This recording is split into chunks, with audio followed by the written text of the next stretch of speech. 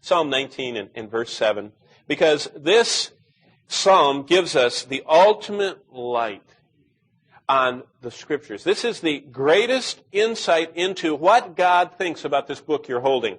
And maybe if you've never done this before, I'm going to go slowly enough this morning that you can see, and a lot, my children, I travel enough with them, they always want to know where we're going. And so I'm going to show you the 6 successive steps. We're on step 2. There are 4 ahead of us, so you know exactly. I mean, you can even read ahead and know what we're going to cover. There are 6 synonyms for the Word of God in these 3 verses, 7, 8, and 9.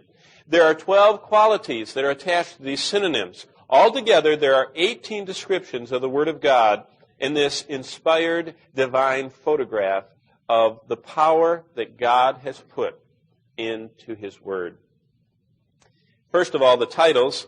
Those titles are all synonymous, and the first one is in verse 7 we saw last week. It says, the law of the Lord is perfect, restoring the soul. We saw last week, this is His perfect law that restores. The Word of God as the divine teacher. So God says, when you look at my book, when you look at my Bible, what I want you to think about is, I want you to think about coming into a classroom. And He says, this book is the divine teacher.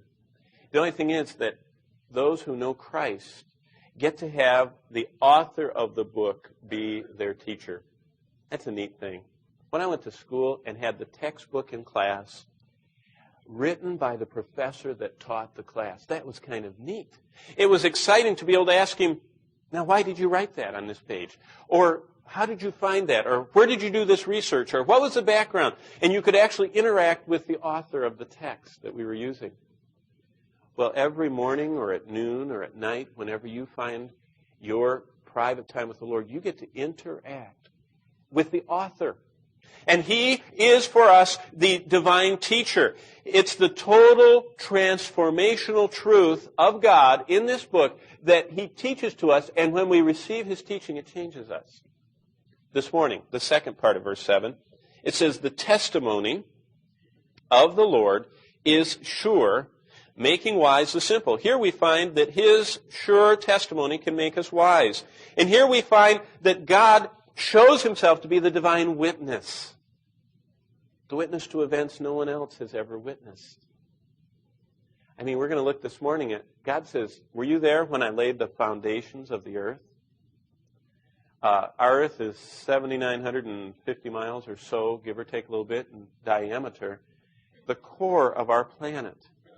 The longer we study it, the less we know about it. But the current theory is that the core is densely packed nickel and iron that is so compressed by the weight of the surface pushing downward that the core of our earth is hotter than the surface of the sun.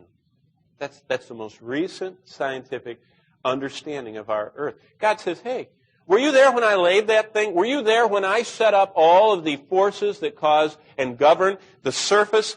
The surface of the earth is much like the shell on an egg. It's so minute compared to the rest of the foundations God has laid. God says, I'm the witness. He says, I can tell you in an absolutely trustworthy way what happened. At the beginning of time, at the beginning of the creation of the universe, I will tell you about how man was formed and what I built into mankind. And I started marriage, if you want to know about that. And God says, and I started the family, if you want to know about that. And I started civilization, and I started human government. And He says, go right down the line. Do you want a witness of what the original intent of all those things were? He says, I'll give it to you. God's the divine witness.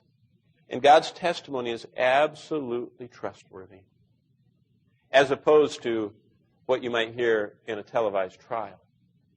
God never lies.